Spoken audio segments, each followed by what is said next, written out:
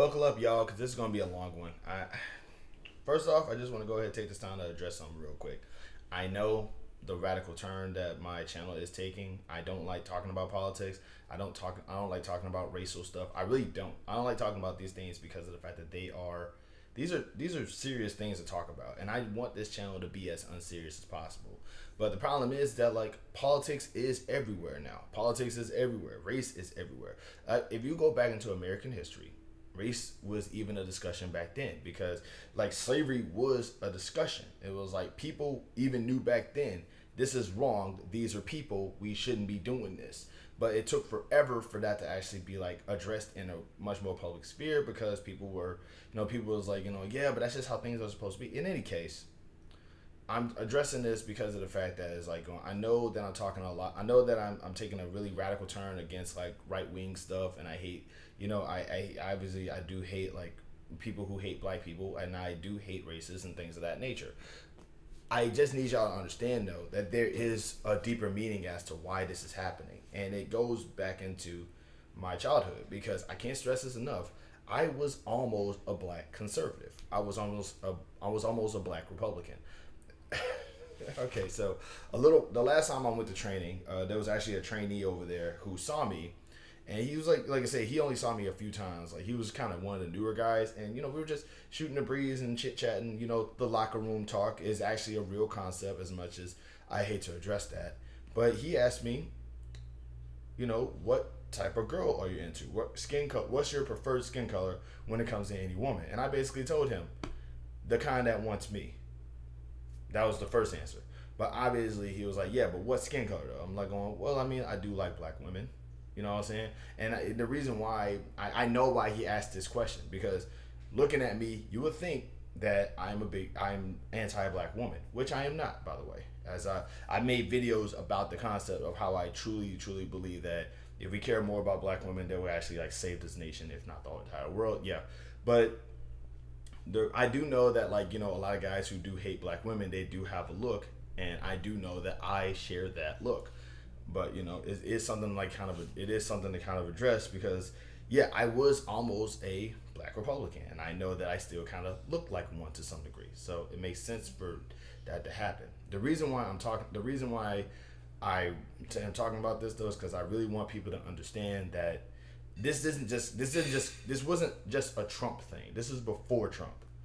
It goes back to my childhood. Once again, growing up black in Louisiana, the thing that really kind of like always stuck out to me growing up was all of these morals and all these viewpoints and all these things. It's like number one, religion is most high. It's like going, whatever you do, always trust in the Lord to always fix the problems that you have. And that was the whole concept. It was like it was like going church is like going church is going to be your saving grace, the Bible, everything like that. I also have like pastors in my bloodline. I come from a short line of pastors. So it's like, of course, my family is going to love, the church. I mean, that's kind of the whole thing about that. So that's one thing that was sort of always addressed to me. Another one was capitalism. It was automatically, like the harder you work, the better things are going to get for you. Just always work hard and believe in God.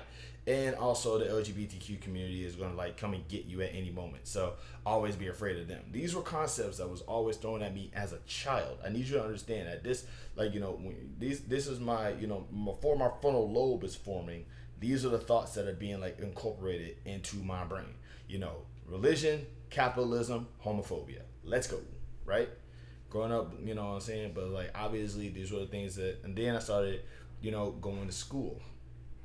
Now I need y'all to understand, back in, literally across the street from my school was like this little place where I can go to like buy like some junk food at, and every so often, because I was a small child, I was a tiny child. I was very very very I was scrawny, I was skinny. I wasn't malnourished, but I looked skinny enough that like some adults would just be like, wow, this kid, go get yourself something to eat. So they'll randomly just give me $1, go so I can go over to the corner store and go get something to eat. Because, back in my day, snacks used to cost a quarter.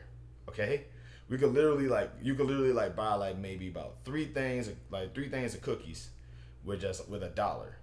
Not like nowadays, man. I don't know what these prices are.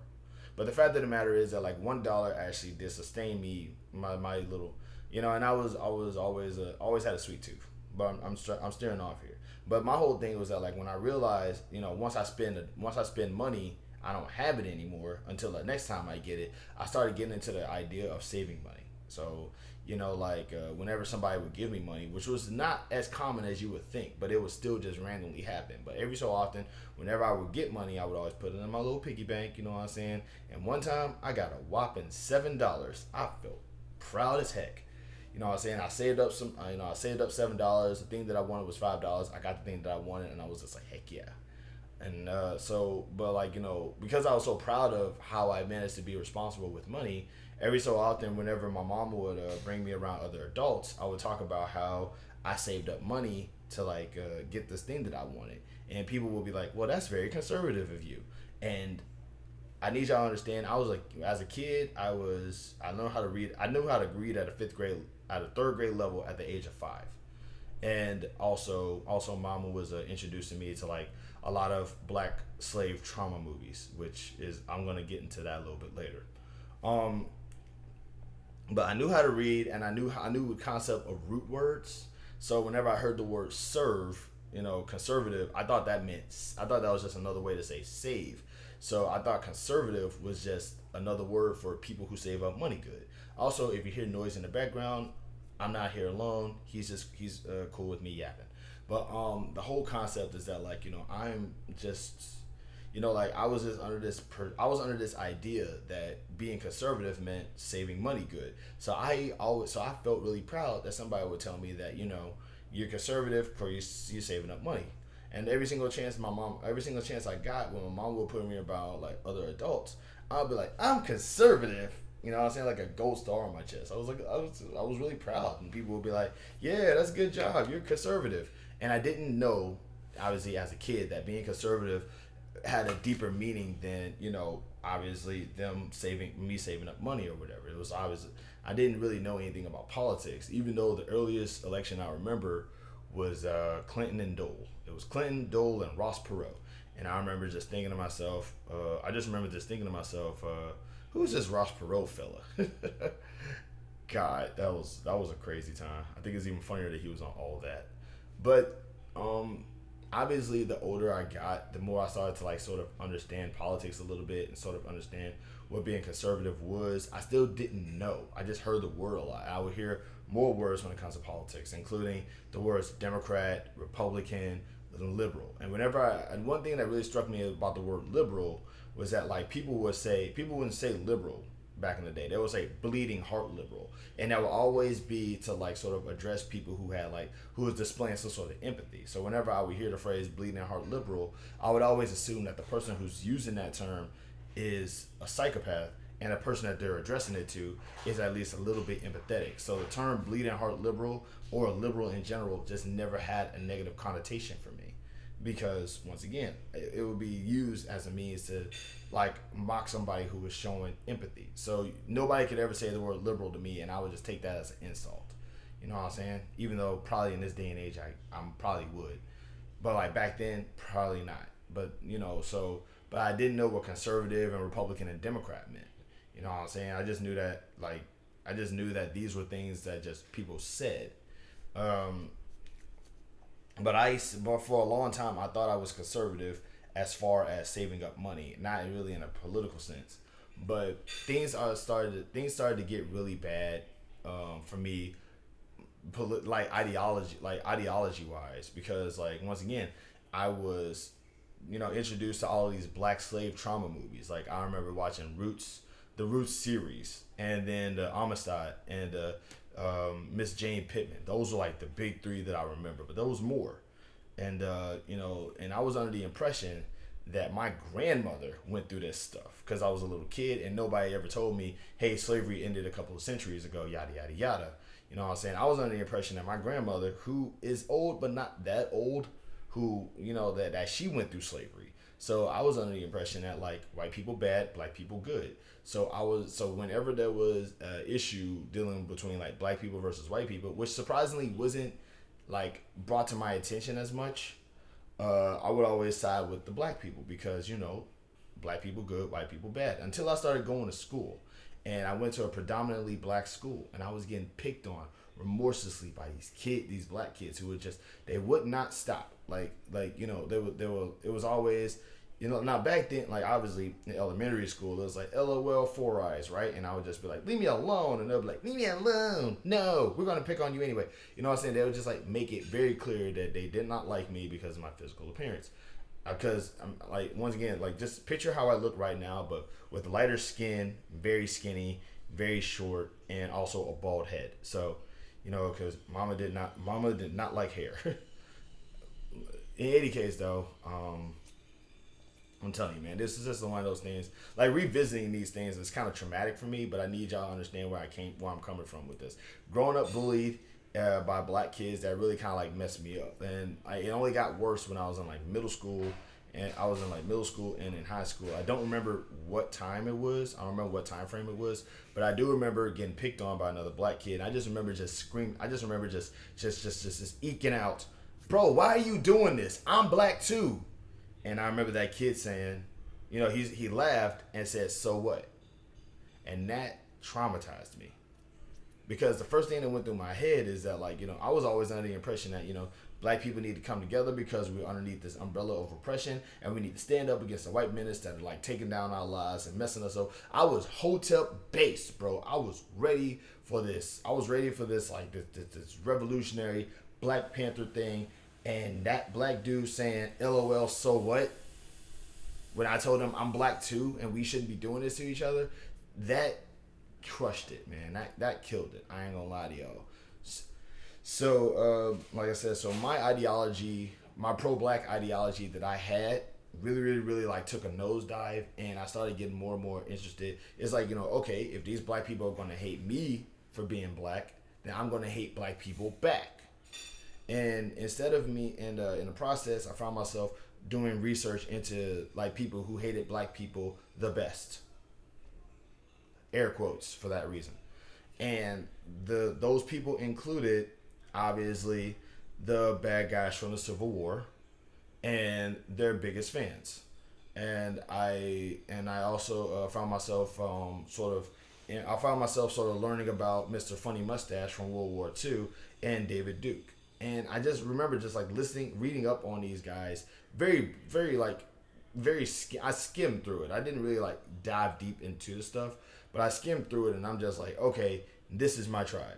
These people is like going, if you guys are gonna hate, if black people are gonna treat me this way and hate me, then I'm going to seek solace with people who hate them.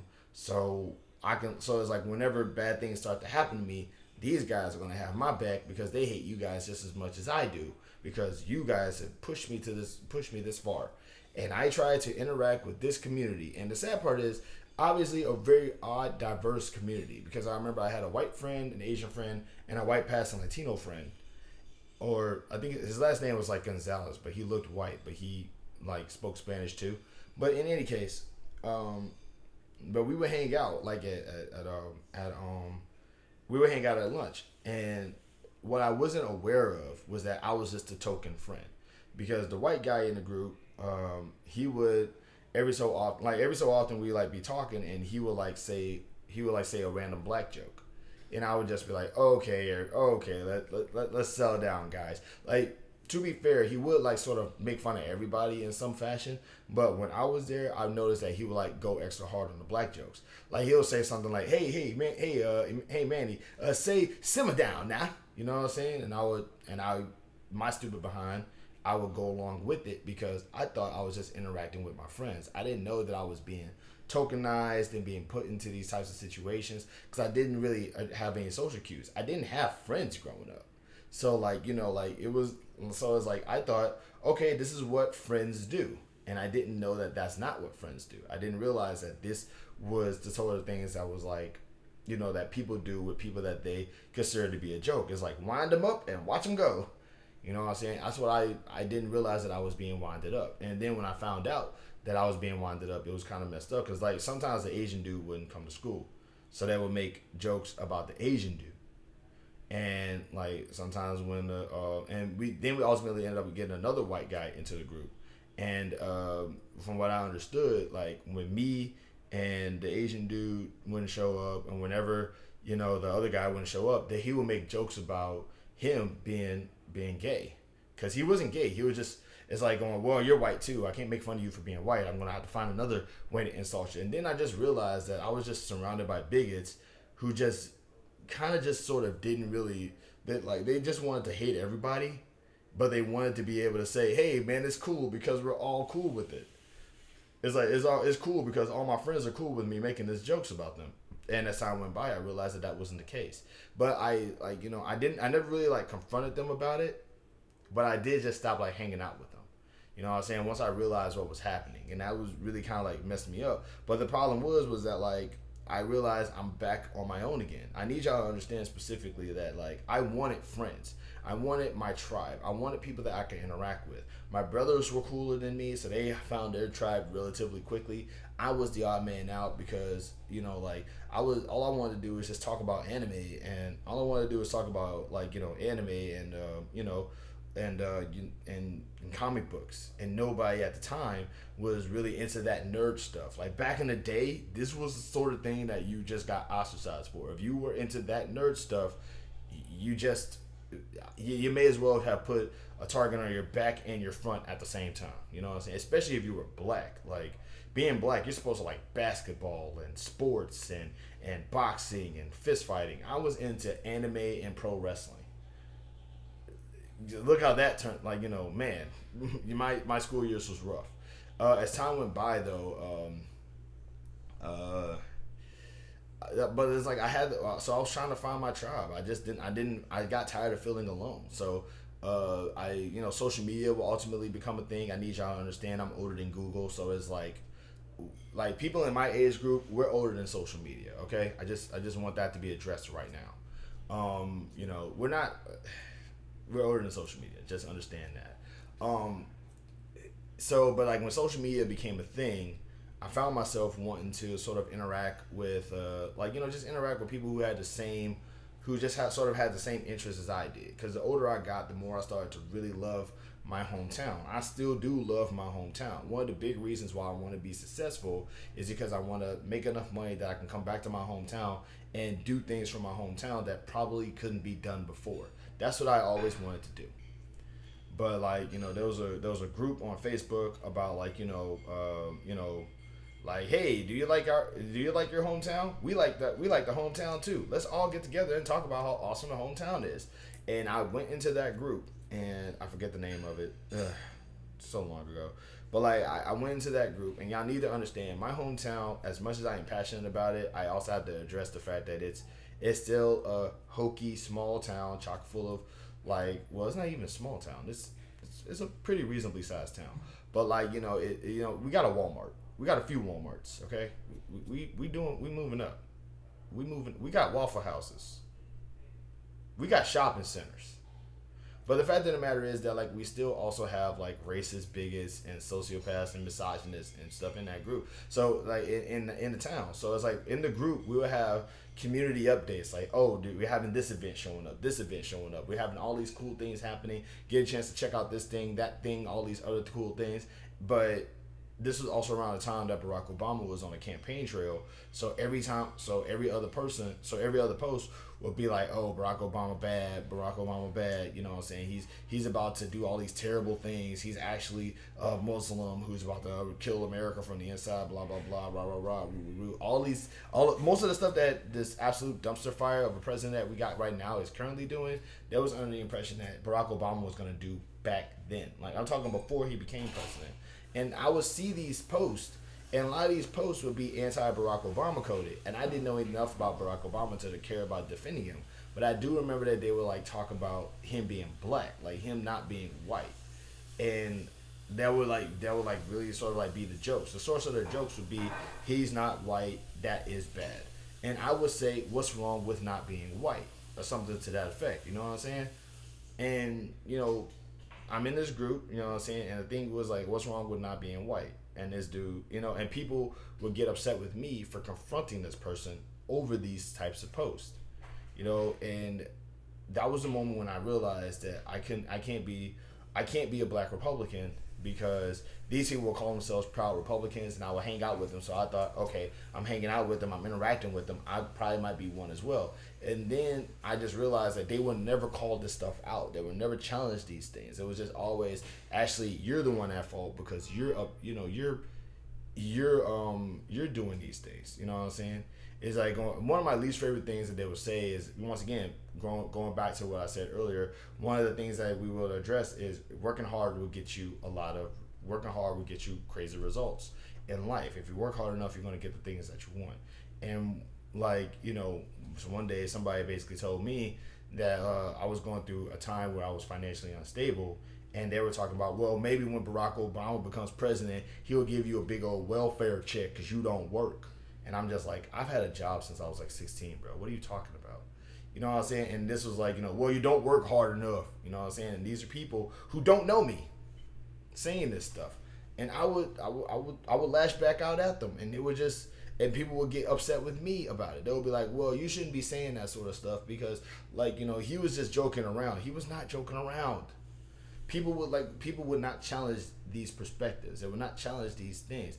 And the reason why I told myself that I could probably not interact with these people anymore, or interact with this sect of culture anymore, or these people, is ultimately because of the fact that it's like, they will say out loud with their whole chest, we're not racist, and then add a but at the end of it. You know what I'm saying? Or they will do these terrible things and just be like, they'll do these terrible things and claim that they're not only are they not doing the terrible things, but everybody else is doing the terrible things, and you should give everybody else the attention when they do the terrible things. When I was growing up, the worst thing that you could call somebody was a person who preys on children. Like, when people were beefing, that would be like, that's the in case of emergency break glass condition, okay? That would literally be like, you are and they would say, person who does terrible things to children. And now, our president is exposed for being one of those. And the same people who will go out of their way to basically say, well, actually, we don't like those types of people. Those people are bad people. We need to do something wrong. We need to do something about them. They're literally voted for one. Because, well, the other side is just as bad, which I'm not going to ever tell anybody who to vote for or what to vote for. But the fact of the matter is that, like, you have to really take into consideration exactly how ridiculous you sound by saying that you support something simply because you hate something else. That's like me saying I specifically eat shrimp because I don't like cereal and milk. Think about that. Think about how ridiculous that sounds. I one of those things didn't even have to be said. I'll let you know which one. But that's what I'm trying to just address right now. It's just these are the things that like, kind of like, with the combination of all these things and all of these people and all of this culture that, like, I had to, like, endure. I realized I need y'all to understand this is all in the course of a span of a couple of years. There's more in here that I am kind of like forgetting to address, but these are things that I remembering and stuff like that. And I was almost in that community. I was almost one of them. The only thing that stopped me was seeing how bad this community was and these people could be on their own, and then just sort of like asking questions. You know what I'm saying? Like and also interacting with the people that they wanted me to be afraid of, such as the LGBTQ community. I started interacting with trans people. I started interacting with my lesbian friends, my gay friends, and like, I realized these people are not the monsters that they were that everybody was trying to convince me of being. I started working really, really, really hard and getting nothing for it, only to be told, well, you're not working hard enough, by people who don't even know what I do for work. You know what I'm saying? And as far as religion goes, that's a whole nother video on its own, bro. But as far as these concepts and the values that I grew up with started to change and started to like shake, and it started to like, I started to get introduced to different perspectives, and it made me think about how I saw things, and I had to change my perspective on certain things. Like, I need y'all to understand, when it comes to religion, I still love God. I just don't think that I'm just not, there's just much more important things to be focusing on. You know what I'm saying? I still like the idea of making money, but I don't like the idea of the fact that everything has gotten more and more expensive no matter how hard I work. I still like the idea of, tradition and holding on to what little values that I have. The only problem is that I would have to accept the fact that this is the future. Things change. What used to be considered a diehard value back in the day might just be a bad thing now. You know, times change, as we all do. I do not look the same way I did when I was younger. I was much lighter than this, I think. But the fact of the matter is that, like, you know, once I started to accept the fact that life changes and things change, I stopped the idea of entertaining the idea that I'm going to be conservative or Republican or even right leaning. But you know, but that's what it led to. And I'm not gonna tell anybody else. I'm not gonna be the type of person to tell like Republicans, hey, you know, you don't have to be a Republican. Don't think this way, yada yada yada. If you want to be what you want to be, by all means, be it. If you want to be a conservative, be a conservative. If you want to be a liberal, be a liberal. You want to be neither, because I can't stress this enough. I'm not a liberal. I'm not a leftist. I'm not a Democrat. I don't know what these terms mean. That's why I don't address myself as being any of these things. I just hate the party in power right now because they're saying to attack the trans community and put brown people in cages, and food is still going up in price. You know what I'm saying? What is shooting me dead gonna do for the grocery cost? You see what I'm saying? And it's not just that; it's just a whole bunch of other stuff too. But that's just the way that I'm addressing it. But that's what I'm saying is that, like, these are things. But it's like, you know, I don't really support anything politically. I just don't like what's happening right now, and I'm criticizing it because I don't think this is right. You know what I'm saying? And if you think that that's right, by all means, do it. If you think that is cool, by all means, do it. But, like, don't get upset at me because I don't support it along with you. Because I can tell you right now, I was in that world. I was in that realm. I was interacting with these people. And they didn't get any better. There's still people that I still communicate with from those days today. And they have not changed. I don't want to be like that no more. Unfortunately, I'm still gonna have the stereotypical black Republican hairdo. I'm gonna still look the way that I look, but just know, one, I love black women. Two, I don't hate black people. Three, I don't hate white people. And four, I don't support any political party. There is a five, but I forgot what it was. I'm gotta write this stuff down, man. I gotta do this stuff on WordPress or something like that. WordPress. I need to get back on using that. In any case, I came pretty close to being a black conservative. I'm not one now, and I feel like expressing why I'm not. And that's why my videos are coded the way that they're coded right now.